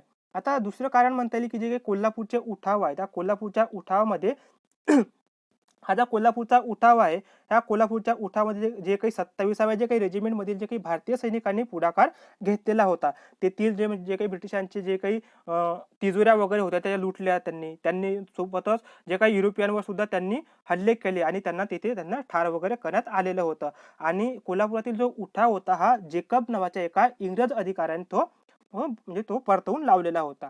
ठीक आहे. नंतर आहे पेठ येथील नाशिक येथील जे पेठ ठिकाण आहे येथील उठाव. आता या पेठमध्ये कोणी उठाव केला तर येथे जे कोळी जमात आहे किंवा जे कोळी जमातीने या जे काही ते कोळी जातीचे किंवा जे पेठचे राजा होते जे भगवंतराव निळकंठरावच्या अंतर्गत पेठ येथे बऱ्यापैकी उठाव त्यांनी करण्यात आलेले होते. ठीक आहे. तर यांनी सुद्धा सेम फंडे त्यांनी वापरलेले होते. त्यामध्ये त्यांनी ब्रिटिशांची जे काही तिजोरी होती त्या तिजोरी लुटणे किंवा ब्रिटिशांना ठार करणे वगैरे या सर्व गोष्टी त्यांनी तिथे केलेल्या होत्या. सोबतच जे नाशिक नगर येथील उठाव हा भिल्ला यांनी केलेला होता. या भिल्लांनी सुद्धा मोठ्या प्रमाणात जे काही नांदगावला भिल्ल आणि इंग्रज यांच्या जोरदार चकमकी सुद्धा तेव्हा झालेल्या होत्या. ठीक आहे. त्यानंतर आहे जमखिंडीचे संस्थान, जे अप्पासाहेब पटवर्धन यांच्या अंतर्गत ते लढल्या गेलेले होते. ठीक आहे.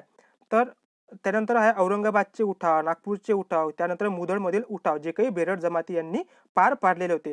आता लक्षात घ्या की हे ज्या काही 3 आपण जमाती इथे मेन्शन केलेल्या आहेत, त्या जमाती कोणत्या कोणत्या ठिकाणच्या होत्या, याला तुम्ही स्टार करून ठेवा, कारण की आयोग यावर प्रश्न विचारू शकतो. ठीक आहे. तर हे सर्व आपण आता थोडक्यात बघितलेलं आहे. हे झालं महाराष्ट्राच्या म्हणजे 1857च्या उठावामध्ये महाराष्ट्राची भूमिका कशा प्रकारची होती, ते आपण ह्या टायटलवरून आपल्याला एक त्याची पार्श्वभूमी सुद्धा आपल्याला माहीत पडेल. ठीक आहे. तर आता आपण पुढे जाऊया. पुढे आता या 1857च्या उठावाचे जे काही परिणाम होते, ते परिणाम आपल्याला अभ्यासणे फार महत्त्वाचं आहे. ठीक आहे. तर जेव्हा या 1857च्या उठावाचे परिणाम आपण जाणून घेतो, त्याच्यामध्ये सर्वात महत्त्वाचा परिणाम म्हणजे की या जे काही ईस्ट इंडिया कंपनी होती, त्या ईस्ट इंडिया कंपनीची जी राजवट होती, जी कंपनीची राजवट होती, ते समाप्त करण्यात आलेली होती. ठीक आहे. आणि इथून पुढे नंतर त्यांनी राणीचा जाहीरनामा प्रसिद्ध करून हे पूर्ण सत्ता ही राणीच्या अधीनही म्हणजे करण्यात आलेली होती. ज्यामध्ये त्यांनी जो राणीचा जाहीरनामा आहे, तो 1 नोव्हेंबर 1858 रोजी अलाहाबाद या ठिकाणी तो प्रस्तुत केलेला होता. लक्षात घ्या की राणीचा जाहीरनामा हा कोणत्या तारखेला आणि कोणत्या ठिकाणी प्रस्तुत केलेला होता, याच्यावर आयोगाने प्रश्नही विचारलेले आहेत, म्हणून याला तुम्ही स्टार करून ठेवा. ठीक आहे. आता राणीच्या जाहीरनामा अंतर्गत कोणकोणत्या तरतुदी होत्या, ते आपण थोडक्यात पुढे डिस्कस करणार आहोतच. ठीक आहे. तर त्याच्यानंतर याचा परिणाम काय होऊ शकते की जे काही ब्रिटिशांचं जे काही विस्तारवादी धोरण आहे, म्हणजे एकंदरीत लक्षात घ्या की जे काही परिणाम झालेले होते, जे काही या उठावाचे जे काही परिणाम होणार होते, जे या परिणामामागे जे काही कारणं होती, ते कारणं ब्रिटिशांना म्हणजे त्याचं म्हणजे रेक्टिफाय एरर आपण म्हणू शकतो, ज्या काही त्यांच्या चुका होत्या, त्या चुका दुरुस्त करण्याचं काम या उठावाच्या माध्यमातून ब्रिटिशांसमोर ते येऊन पोहोचलेलं होतं. त्याच्यामुळे ब्रिटिशांनी जे काही विस्तारवादी धोरण होतं, ते विस्तारवादी धोरणाला अंत आता झालेला होता, असं आपल्याला म्हणता येईल. त्यानंतर जे काही भारतीय लष्करी होते, म्हणजे भारतीय लष्कराची पुनर्रचना नंतर करण्यात आलेली होती, ज्याच्यामध्ये आपल्याला माहित आहे की जे मिरज झालं, बहरामपूर झालं, बराकपूरच्या ज्या काही छावणीमध्ये ज्या काही लष्कराने ज्या मोठ्या प्रमाणात जे उठाव केलेले होते, ते दडपण्यासाठी भारतीयांच्या लष्करांची त्यांनी पुनर्रचना केलेलं होतं. त्याच्यामध्ये आयोगाने आपल्याला यावर प्रश्न विचारलेला होता की त्यांनी नंतर त्याचं प्रमाण हे म्हणजे किती ठेवलं होतं. तर लक्षात घ्या की जे काही कोलकाता किंवा जे बंगाल प्रांत आणि इतर भारतीय म्हणजे बंगाल प्रांत आणि इतर भारत देश याच्यासाठी त्यांनी 1:2 एवढं प्रमाण त्यांनी ठेवलेलं होतं. म्हणजे 1 म्हणजे ब्रिटिश आणि 2 म्हणजे भारतीय. या सैन्याचं प्रमाण हे होतं फक्त बंगाल आणि इतर भारतीय. आणि 1:3 हे जे प्रमाण होतं, हे फक्त मद्रास आणि मुंबई. ठीक आहे. मद्रास आणि मुंबई येथे होतं. आता लक्षात घ्या की 1:2 हे बंगाल आणि इतर देशात ठेवण्याचं कारण काय? कारण की असं म्हणतात की जे काही मद्रासची जे काही छावणी म्हणजे जे काही लष्करी आहे, हे पूर्णतः ब्रिटिशांच्या स्वाधीन होते. म्हणजे ते पूर्ण ब्रिटिशांना ते प्रामाणिक राहिलेले होते. ठीक आहे. तर हे झालं कारण याच्या मागचं. त्याच्यानंतर आहे मुस्लिम सत्तेचा अंत. आता आपल्याला म्हणता येईल की जे काही मुघल साम्राज्य आहे, त्या मुघल साम्राज्याचा सुद्धा अंत हा झालेला आहे. त्याच्यानंतर या उठावाचा परिणाम म्हणजे सर्वात महत्त्वाचा परिणाम म्हणजे की या अनुषंगाने हिंदू मुस्लिम दुरीत ही वाढ झालेली आहे. कारण की या अनुषंगाने काय केले की ब्रिटिशांनी फोडा आणि झोडा या नीतीचा अवलंब करत हिंदू मुस्लिमांमध्ये वारंवार नेहमी नंतरच्या कालखंडामध्ये फूट पाडण्याचा त्यांनी प्रयत्न हा आपल्याला केलेला दिसतो. ठीक आहे. परंतु या उठावाचा जर एक सकारात्मक कारण आपल्याला जाणून घ्यायचं असेल, तर ते आहे, एक मिनिट, ते आहे की राष्ट्रीय भावनेमध्ये वाढ ही दिवसेंदिवस होत गेली. आता ह्या 1857च्या उठावापासून जे काही प्रेरणा घेत या महत्त्वाच्या नेत्यांनी जे राष्ट्रीय भावनेत त्यांच्या वाढ झाले असल्याचा सुद्धा आपल्याला इथे सकारात्मक परिणाम आपल्याला इथे म्हणता येईल. ठीक आहे. तर आता आपण पुढे जाऊया. आता जे काही राणीचा जाहीरनाम्यानुसार ज्या काही 2 पदांची निर्मिती ही करण्यात आलेली होती, ज्याच्यामध्ये सर्वात महत्त्वाचं आहे की secretary of state for India. Secretary of state for India हे नाव तुम्ही असंच लक्षात ठेवा, कारण की आयोगाने सुद्धा यावर प्रश्न विचारलेला आहे. आणि त्याच्यामध्ये त्यांनी हे जे secretary of state for India आहे, त्यांनी देवनागरी लिपीमध्ये त्यांनी ते दिलेलं होतं. याला आपण भारत मंत्री म्हणू शकतो. ठीक आहे. आता पहिला भारत मंत्री किंवा जो secretary of state for India होता, त्याचं नाव लक्षात ठेवण्याचा प्रयत्न करा, लॉर्ड स्टॅनले. यावर आयोगाने एकदा प्रश्न विचारलेला होता, परंतु यावर सुद्धा आणखी प्रश्न विचारले जाऊ शकतात. ठीक आहे. आणि जो व्हॉइसरॉय होता, व्हॉइसरॉय म्हणजेच राणीचा राजदूत. ठीक आहे. त्याला आपण व्हॉइसरॉय असंच म्हणू शकतो. ठीक आहे. जो पहिला व्हॉइसरॉय होता, तो होता लॉर्ड कॅनिंग. ठीक आहे. लॉर्ड कॅनिंग होता. लॉर्ड कॅनिंगनेच हे लॉर्ड कॅनिंगने असं सुद्धा म्हटलं होतं की जो काही 1857चा जो काही उठाव आहे आणि ह्या उठावामध्ये जर शिंदे जर सहभागी झाले असते तर कदाचित आम्हाला उद्याच पॅकअप करावा लागला असता, असे सुद्धा या लॉर्ड कॅनिंग यांनी 1857च्या उठावाचं वर्णन हे केलेलं होतं. ठीक आहे. तर आता आपण पुढे जाऊया. आता पुढे लक्षात घ्या. आता जेव्हा 1857च्या उठावाचं जेव्हा आपण मूल्यमापन करतो, तेव्हा हा उठाव यशस्वी झाला की अयशस्वी झाला, हे जर आपल्याला बघायचं झालं तर साहजिक आहे की जेव्हा ब्रिटिशांचं एका हाती अंमल पूर्ण देशभरावर लागू झालं, साहजिक आहे की भारतीयांना याच्यामध्ये अपयश आलेलं होतं. तर आता या अपयशाची कारणं कुठली होती, तर आपण ते बघायचं झालं तर साहजिक आहे की जेवढा आपण आतापर्यंत अभ्यास दिला आतापर्यंत अभ्यासलं आहे, त्याच्या अनुषंगाने आपल्याला हे कारणं पुढीलप्रमाणे सांगता येतील. ज्याच्यामध्ये पहिलं कारण आहे की जे बंड पूर्ण भारतभर नव्हतं. ठीक आहे. हे जे बंड होतं हे पूर्ण भारतभर नव्हतं, कारण की आपण आधीच मागील स्लाइडमध्ये हे पण बघितलं होतं की हे फक्त म्हणजे एवढ्या क्षेत्रासाठी हे फक्त मर्यादित होतं. ठीक आहे. एवढ्या क्षेत्रासाठी फक्त मर्यादित होतं, कारण की संपूर्ण भारतभर हे बंड पसरलेलं नव्हतं. म्हणून ते छोटं बंड असल्यामुळे ब्रिटिशांना दडपण्यास ते थोडं सोपं पण गेलं. ठीक आहे. हे सुद्धा आपण भारतीय लोक हारण्यामागचे महत्त्वाचं कारण आहे. दुसरं की नेतृत्वाचा अभाव, कारण की नेतृत्वाचा अभाव हा भारतीयांमध्ये नव्हता, कारण की प्रत्येक व्यक्ती हा आपापल्या पातळीवर वैयक्तिक स्वार्थासाठी किंवा वैयक्तिक फायद्यासाठी किंवा वैयक्तिक एखादी गोष्ट मिळवण्यासाठी तो लढत होता. त्याच्यामुळे या पूर्ण उठावामध्ये एकसूत्रता नव्हती, असं सुद्धा आपल्याला म्हणता येईल. त्याच्यानंतर आहे की संस्थानिकांच्या पाठिंब्याचा अभाव. जे काही बरेच संस्थानिक होते, बरेच संस्थानिक असे होते की त्यांनी ब्रिटिशांना पाठिंबा हा दर्शवलेला होता. म्हणजे एकंदरीत जे काही म्हणजे बरेच संस्थानिक हे ब्रिटिशांना लॉयल होते किंवा प्रामाणिक होते. ठीक आहे. त्याच्यानंतर पुढील कारण असं म्हणता येईल की जे काही प्रत्येकाची उद्दिष्टे वेगवेगळी होती. जसं आपण जो मागील एक चार्ट आपण डिस्कस केला होता, त्याच्यामध्ये उठावाचं ठिकाण, उठावाचे नेतृत्व आणि इंग्रजांचे नेतृत्व कोणी केलं, या चार्टच्या अंतर्गत आपण जे त्यांचे काही उद्दिष्ट ते आपण तिथे डिस्कस केलेली होती. ठीक आहे. तर आता त्यांच्याकडे साधन सामुग्रीचा अभाव होता. आता फक्त जर मीरत, बहरामपूर आणि बराकपूर ह्या ज्या 3 छावण्या सोडल्या, या 3 छावणी हे लष्करी असल्यामुळे यांच्याकडे थोड्या फार प्रमाणात साधन सामुग्री होती. आणि इतर ठिकाणी जे काही इतर जातीने जे काही काय म्हणतात त्याला उठाव केले, त्याच्यामध्ये त्यांनी भाला झाले, तलवारी झाले, ह्या काही त्यांच्या पारंपरिक ज्या साधन सामग्रीचा वापर त्यांनी केलेला होता. आता साहजिक आहे की भाल्यासमोर बंदूक ही नेहमीच श्रेष्ठ ठरणार आहेत.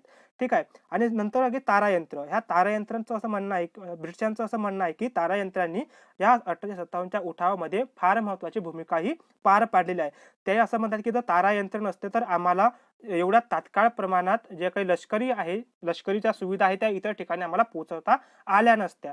तर म्हणून तारायंत्राने सर्वात महत्त्वाची भूमिका या 1857च्या उठावात ब्रिटिशांना जिंकण्यासाठी ही पार पाडलेली आहे. त्यानंतर बरेच राजे ब्रिटिशांना एकनिष्ठ होते, ते आपण आधीच बघितलं आहे की.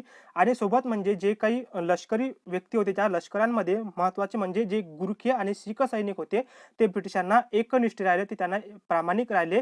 त्याच्यामुळे सुद्धा म्हणजे कट्टर हे सैनिक आहेत, म्हणजे लढाऊ सैनिक आहे. ठीक आहे. तर यांनी ब्रिटिशांना मदत केली, त्यामुळे सुद्धा भारतीयांचा त्याच्यामध्ये पराभव झाल्याचं आपल्याला म्हणता येईल.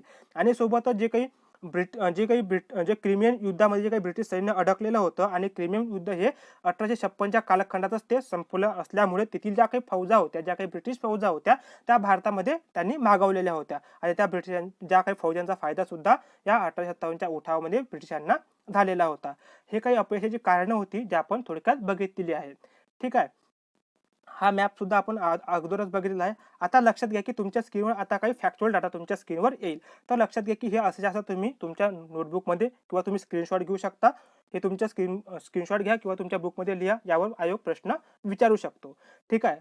आता याचे महत्त्वाचं बुक म्हणजे जे काही द ग्रेट रिबेलियन आहे, हे जे बुक आहे हे अशोक मेहता यांनी लिहिलेलं होतं. ठीक आहे. आणि दुसरं आहे की the Indian war of independence. ठीक आहे. हे बुक आहे म्हणजे विदा सावरकर यांनी लिहिलं होतं.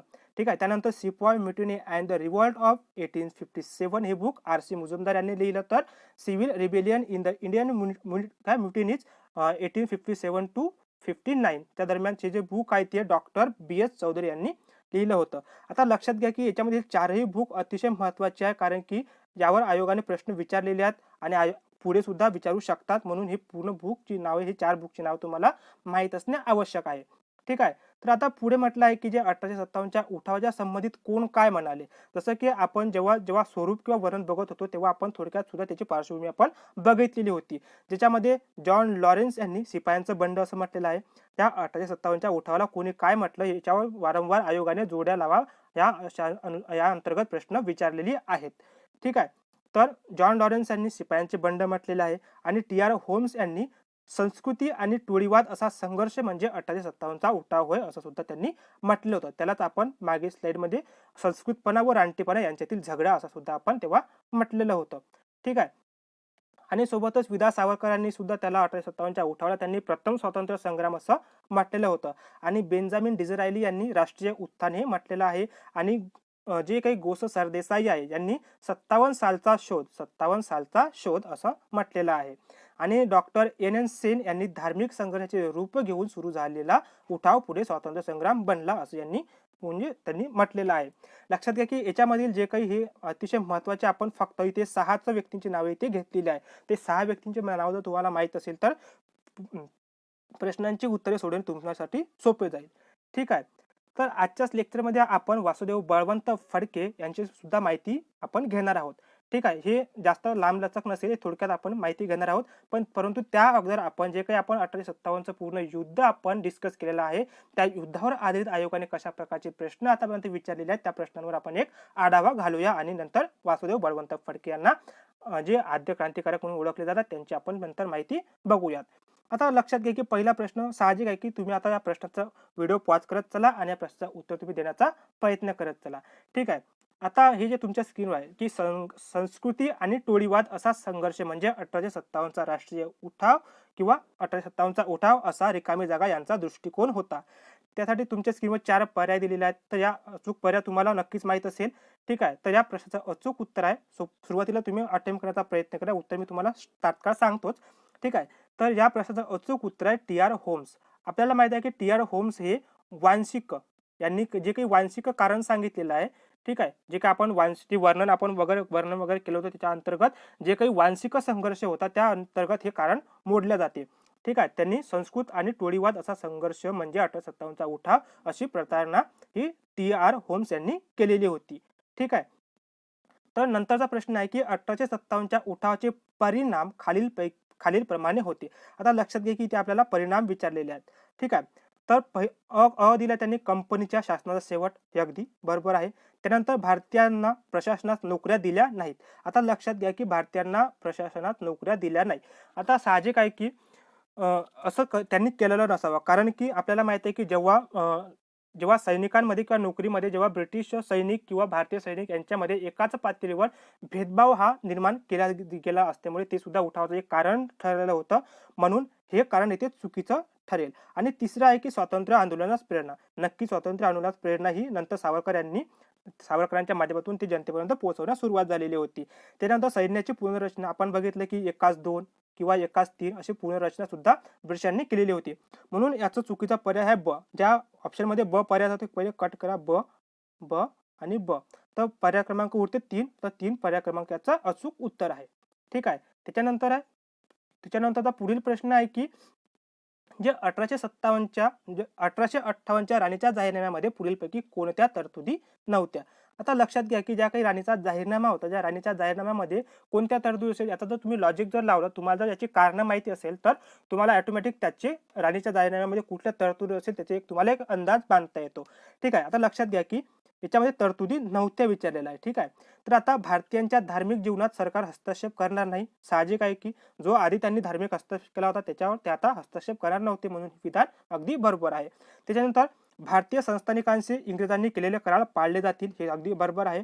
ठीक आहे. कारण की ब्रिटिशांनी म्हणजे तैनाती फौजीच्या अनुषंगाने म्हणा त्यांनी त्यांचे जे काही करार केलेले होते ते त्यांनी पाळलेले नव्हते. त्याच्या अनुषंगाने जे काही संस्थानिक आहे ते त्यांच्यावर नाराज झालेले होते म्हणून त्यांनी अशी तरतूद या राणीच्या जाहीरनाम्यामध्ये केलेली होती. त्याच्यानंतर अराजक असलेली संस्थानेच खालसा केली जातील. म्हणजे आता लक्षात घ्या की खालसा केली जातील म्हणजे याचा अर्थ की जे काही अराजक असलेली जे काही संस्थाने ते खालसा केली जातील असे त्यांनी म्हणजे हे तरतूद त्यांनी या रणनीच्या जाहीरनाम्या अंतर्गत ती केलेली नव्हती. कारण की खालचा धोरण असं त्यांचं राजकीय महत्त्वाचं कारण होतं, म्हणून त्यांनी ही तरतूद तेव्हा केलेली नव्हती. आणि उच्च जातीच्या लोकांना नोकऱ्या दिल्या जातील आणि सोबतच त्यांनी उच्च जातीचा वगैरे असा काही उल्लेख तिथे केलेला नव्हता. तर त्यांनी असं म्हटलं होतं की ज्यांच्यामध्ये ते प्रतिभा आहे, त्यांच्यामध्ये ते क्षमता आहे, त्या क्षमतेच्या आधारावर किंवा त्यांच्या बौद्धिकच्या प्राप्तीच्या आधारावर त्यांना त्या नोकऱ्या ते देतील. ठीक आहे. म्हणून आपल्याला काय विचारलंय की तरतुदी नव्हत्या. म्हणजेच कोणत्या तरतुदी? क आणि ड. ठीक आहे. क आणि ड हे विधाने या राणीच्या जाहीरनाम्यामध्ये नव्हती असं आपल्याला म्हणता येईल. तर पुढील प्रश्न आहे की 1857च्या उठावानंतर भारताचा कारभार चालविण्यासाठी कोणत्या पदाची निर्मिती करण्यात आलेली आहे? तर आशा आहे की या प्रश्नाचं उत्तर तुम्हाला नक्कीच माहिती असेल. या प्रश्नाचं अचूक उत्तर आहे secretary of state for India. ठीक आहे. या पदाची निर्मिती या राणीचा जाहीरनामा जो आहे त्याच्या अंतर्गत ही करण्यात आलेली होती. सोबतच व्हाईसरॉय या पदाची सुद्धा निर्मिती या अंतर्गत करण्यात आलेली होती. ठीक आहे. त्यानंतर लक्षात घ्या की जे डलहौसीचे जे साम्राज्यवादी धोरण आहे, जे तैनाती फौजेचं धोरण आहे, जे दत्तक वारसा नामंजूर करण्याचं धोरण आहे, ही 1857च्या उठावाची कारणे होती. तर ही कारणे कोणत्या प्रकारची होती हे आपल्याला इथे ओळखायचं आहे. तर आपण आधीच बघितलं होतं की पहिलंच कारण आपण बघितलं होतं की राजकीय कारणांमध्ये तैनाती फौज, त्यांचं विस्तारवादी धोरण, साम्राज्यवादी धोरण किंवा दत्तक वारसा नामंजूर किंवा खालचा धोरण यांचा समावेश होतो. म्हणून या प्रश्नाचं अचूक उत्तर राजकीय धोरण असं आहे. ठीक आहे. तर पुढे म्हटलंय की जो 1857च्या उठावानंतर इंग्रजी सैनिकांचे हिंदी सैनिकांचे ठेवलेले प्रमाण किती होते? तर लक्षात घ्या की आयोगाने या प्रश्नाचं उत्तर 1:2 हे दिलेलं आहे. कारण की त्यांनी संपूर्ण भारताचा विचार संपूर्ण भारताचा विचार तेव्हा त्यांनी केलेला असावा. कारण की फक्त 1:3 हे जे प्रमाण होतं हे फक्त मुंबई आणि मद्रास. ठीक आहे. मुंबई आणि मद्रास म्हणजे फक्त तुम्ही जर यम जरी लक्षात ठेवला तरी तुम्हाला उत्तर टॅकल करण्यात मदत होईल. ठीक आहे. मुंबई आणि मद्रास ह्या ठिकाणीच फक्त 1:3 असं प्रमाण त्यांनी ठेवलं होतं आणि इतर ठिकाणी ते 1:2 असं होतं. ठीक आहे. पुढील प्रश्न आहे की लखनौ येथील 1857च्या उठावाचे नेतृत्व हे कोणी केलेलं होतं? आपण मागे बघितलं की 1857चा उठावामधील जे काही महिला आहे, खास करून महिलांवर आयोग प्रश्न विचारताना दिसतो. ठीक आहे. तर त्या होत्या अवधच्या बेगम. ठीक आहे. अवधच्या बेगम होत्या त्या. ठीक आहे. त्यांचं नाव काय होतं? अवधच्या बेगम हजरत महल. ठीक आहे. यांनी या लखनौ येथील उठावाचे नेतृत्व त्यांनी केलेलं होतं. ठीक आहे. तर हे काही महत्त्वाचे प्रश्न आपण इथे घेतलेले आहेत. ठीक आहे. तर आता आपण जे काही वासुदेव बळवंत फडके यांच्यावर आपण आता थोडक्यात माहिती बघणार आहोत. तर आता आपल्याला माहिती आहे की वासुदेव बळवंत फडके यांना आद्य क्रांतिकारक असं सुद्धा म्हटलं जाते. आता का म्हटलं जाते? कारण की त्यांनी 1857च्या उठावानंतर त्यांनी म्हणजे 1857च्या जे काही स्वातंत्र्य युद्धानंतर त्यांनी ब्रिटिशांविरोधात केलेला तो पहिला सशस्त्र उठाव त्यांनी केलेला होता. म्हणून त्यांना या आद्य क्रांतिकारक असं सुद्धा ठीक आहे म्हणतात. आता त्यांचा जो जन्म झाला तो 4 नोव्हेंबर 1845 रोजी कुलाबा जिल्ह्यातील शिरढोणे या गावी त्यांचा जन्म झालेला होता. ठीक आहे. आता त्यांचं जे काही घराणं होतं ते पेशवाईमध्ये जे काही कर्नाळा किल्ला, लक्षात घ्या त्यांचे जे पेशवाईच्या कालखंडामध्ये जे कर्नाळा किल्ल्याची जबाबदारी त्यांच्या घराण्यावर होती. ठीक आहे. आणि म्हणूनच त्यांना सुभेदार फडके या नावाने सुद्धा त्यांना संबोधण्यात येत होतं.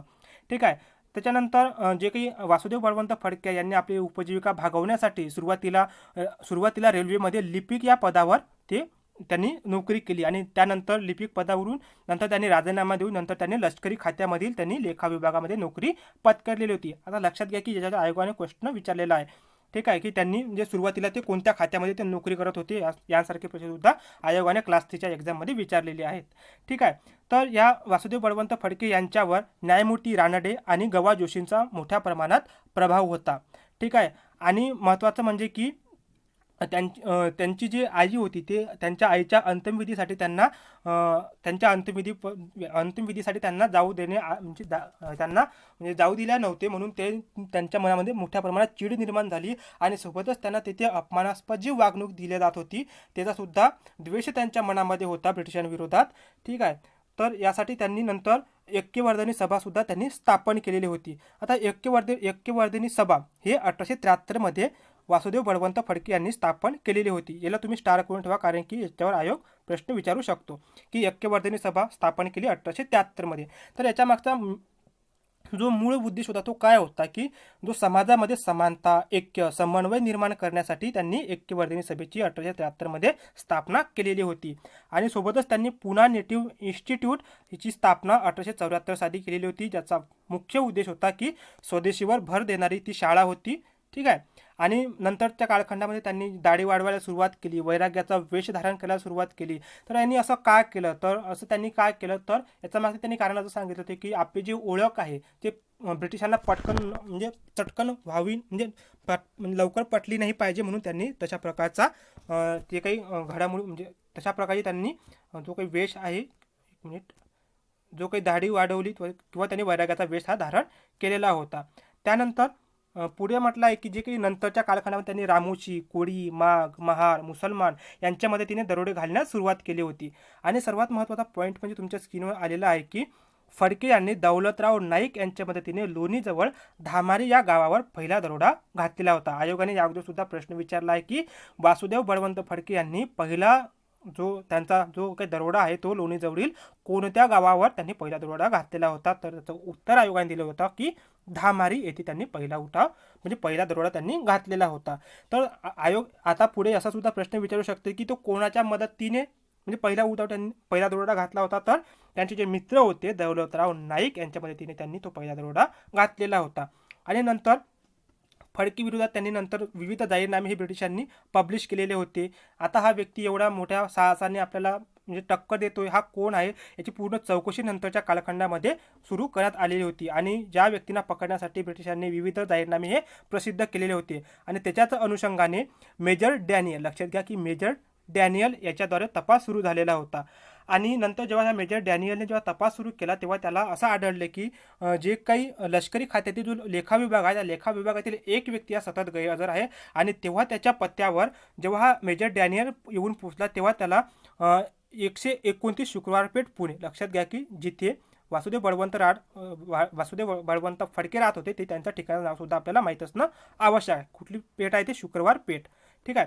शुक्रवार पेठेमध्ये त्यांना जे मेजर डॅनियल आहे यांना तिथे तलवारी तसेच बंदुकासोबतच जे काही वासुदेव बळवंत फडकेंशी संबंधित जे काही डॉक्युमेंट्स आहेत किंवा जे काही कागदपत्र आहेत ते त्यांना मिळाली. आणि नंतर त्याला हा व्यक्ती कोण आहे याची त्यांना म्हणजे ओळख झालेली होती. म्हणून त्यांनी पुन्हा जे जाहीरनामे प्रसिद्ध केले आणि त्या जाहीरनाम्याच्या अनुषंगाने जे काही भारतीयमधीलच काही गद्दार व्यक्ती होते त्यांनी त्या ब्रिटिशांना मदत केली. आणि त्यामुळे त्यांना 23 जुलै 1879ला देवर नावडगी, लक्षात घ्या देवर नावगडी जे विजापूर येथे आहे येथे त्यांना अटक करण्यात आली होती. तिथे ते बौद्धविहारामध्ये ते गाढ झोपेत होते आणि तिथे आराम करत होते आणि त्याच अनुषंगाने तिथे त्यांना मेजर डॅनियल यांनी पकडलेले होते. ठीक आहे. नंतर त्यांच्यावर खटला चालवण्यात आला होता आणि तो खटला कोणत्या न्यायाधीशासमोर चालवण्यात आला होता त्याचं नाव सुद्धा तुम्ही लक्षात असू द्या. ठीक आहे. न्यायमूर्ती अल्फ्रेड केसर या न्यायाधीशासमोर त्यांचा खटला चालला होता. आणि महत्त्वाचं म्हणजे की जो काही वासुदेव बळवंत फडके यांचे जे वकील होते ते वकिलांचं नाव तुम्हाला माहीत असणं आवश्यक आहे. ठीक आहे. त्यांचं नाव होतं महादेव चिमाजी आपटे. महादेव चिमाजी आपटे यांनी वासुदेव बळवंत फडके यांचा खटला लढलेला होता आणि त्या खटल्यात ते हरले होते आणि म्हणूनच फडके यांना फाशीची शिक्षा वगैरे ते नंतर झालेली होती. ठीक आहे. नंतर पुढे त्यांना 3 जानेवारी 1880ला त्यांना तेहरान बोटीने एडनला पाठवण्यात आले होते. हे लक्षात घ्या की याला तुम्ही स्टार करून ठेवा की 3 जानेवारी 1830 रोजी त्यांना तेहरान बोटीने, लक्षात घ्या बोटीचं नाव सुद्धा विचारू शकतात, तेहरान बोटीने त्यांना एडन येथे पाठवण्यात आलेले होते. आणि नंतर त्यांना तिथे अतोनात त्यांचा तिथे छेड करण्यात आलेला होता आणि नंतर त्यांचा 17 फेब्रुवारी 1883 रोजी त्यांचा मृत्यू झालेला होता.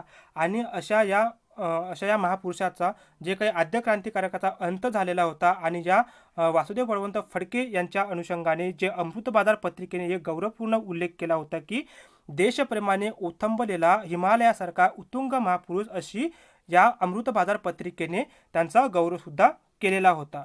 ठीक आहे. तर ही होती आजच्या व्हिडिओमधील एका समाजसुधारकाची माहितीसुद्धा आपण याच्या लेक्चरमध्ये बघितलेली आहे. तर हा होता वासुदेव बळवंत फडके यांचा अत्यंत महत्त्वपूर्ण असा त्यांचा जीवन आढावा, तो आपण थोडक्यात इथे अभ्यासलेला आहे. तर ठीक आहे. तर आजचा तुमच्या homework question of the day म्हणून तुमच्यासमोर एक प्रश्न मी तुमच्यासमोर देतोय. तो प्रश्नाचं उत्तर तुम्ही कमेंट बॉक्समध्ये देण्याचा प्रयत्न करा. ठीक आहे. तर याच्यामध्ये म्हटलं आहे की 1857च्या उठावाचे खालीलपैकी कोणते सकारात्मक परिणाम घडून आलेले आहे. 1857च्या उठावाचे खालीलपैकी कोणते सकारात्मक परिणाम घडून आलेले आहेत ते तुम्हाला ओळखायचे आहेत. तर ठीक आहे. तर याच्यामध्ये अ दिलेलं आहे की राष्ट्रीय भावनेत वाढ झाली, त्याच्यानंतर ब दिलं आहे की हिंदू मुस्लिम एकतेत वाढ झाली, त्यानंतर भारतीयांना मोक्याच्या पदावर बढती मिळाली, हे सुद्धा ही 3 विधानं दिलेली आहेत, त्याच्यात तुम्हाला योग्य पर्याय तुम्हाला निवडायचे आहेत. तर तुमच्या स्क्रीनवर 4 पर्याय दिलेले आहेत. त्या 4 पर्यायांपैकी योग्य पर्याय निवडून तुम्हाला तो कमेंट बॉक्समध्ये टाईप करायचा प्रयत्न करायचा आहे. ठीक आहे. हा होता आपल्या व्हिडिओचा शेवट. ठीक आहे. तर जे काही आपला आता इन्कोचे जे काही एकच लक्ष आहे, करा अभ्यास, बना अधिकारी. ठीक आहे. तर ह्या आजचं लेक्चर तुम्हाला कसं वाटलं हे तुम्ही कमेंट बॉक्समध्ये नक्की कळवा. व्हिडिओ आवडल्यास किंवा लेक्चर आवडल्यास लाईक करा, शेअर करा, तुमच्या मित्रांपर्यंत पोहोचवण्याचा प्रयत्न करा. आणि तुम्ही पूर्ण व्हिडिओ शेवटपर्यंत पाहिलात त्यासाठी तुमचं खरंच मनापासून खूप खूप धन्यवाद देतो आणि आपला दिन शुभ जाओ.